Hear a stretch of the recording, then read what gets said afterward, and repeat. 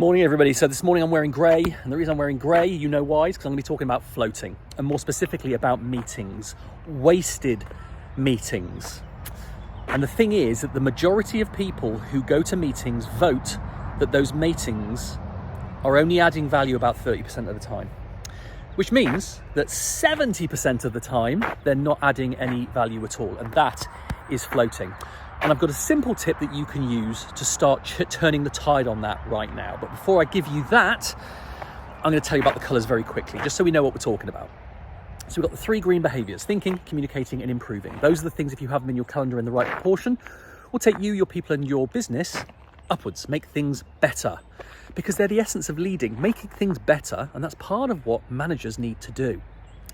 Then there's the amber behaviour, 2 of those, monitoring and directing. Now those are the things that make sure things stay in balance, that we don't drop balls, that we manage risk. And those are the essence of managing, okay, or supervising, making sure that everything's okay, including people. Then there's red, doing, and grey, floating. And if managers have that in their diary too much, then it can take your company, your business and yourself backwards, make things worse, because it's taking time away from the leading and from the managing. There's another one. Oh, let me just get a hand out. It's blue, and blue is for living. Now, living is about looking after your physical, mental, spiritual and emotional well-being. That's about looking after yourself outside of work so that you can bring the best of yourself to work.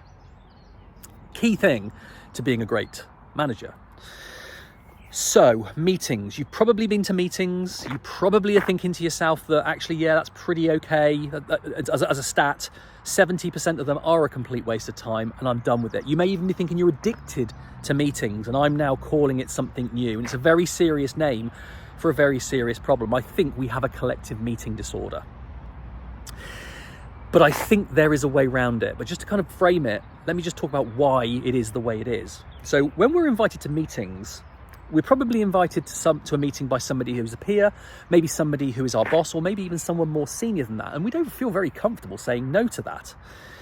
But the other thing is that we sometimes get an agenda, but most of the time we don't. I don't know if you've ever got that meeting request where it says meet agenda TBC, to be confirmed, and it's never seed, it's never confirmed. How can you possibly know what the value is you're going to add to a meeting, or what that meeting's really for, if you haven't got an agenda? But here's the thing, even if you do have an agenda, it's not always helpful. Now, agendas, or agenda, are effectively a glorified to-do list for a 1-hour meeting, let's say. But if that, I don't know if you've ever had this, but if you go to a meeting where the agenda really isn't taking you in the right direction, it's not really adding value, it doesn't really have any point. But we have this kind of dopamine-fueled need to tick everything off the agenda. And then when we inevitably run out of time in that meeting, we then say, oh, we better arrange another meeting to finish the agenda. But the agenda's not taking you in the right direction. Well, there's a really, really simple way. And it's something I've been mentioning when I do discoveries with companies. And people have been feeding back that they really like this little tip. And I thought I'd share it with you here. So the idea is that instead of having an agenda, you have a statement. Okay, and the statement is this meeting can end when ... And that ... is to be filled out by the person organising the meeting. And it isn't this meeting can end when TBC, that shouldn't be allowed, okay? Because anybody that receives a meeting where you don't know the agenda or you don't know the answer to that statement, that's a floating meeting by default, and nobody should accept it. So they should at least tentatively accept it, pending receiving that information. So the idea is that if you're the person organising the meeting, or if you're the person receiving the meeting, you should either create or expect to see this meeting can end when, for example, we've confirmed the budgets for next year. Okay?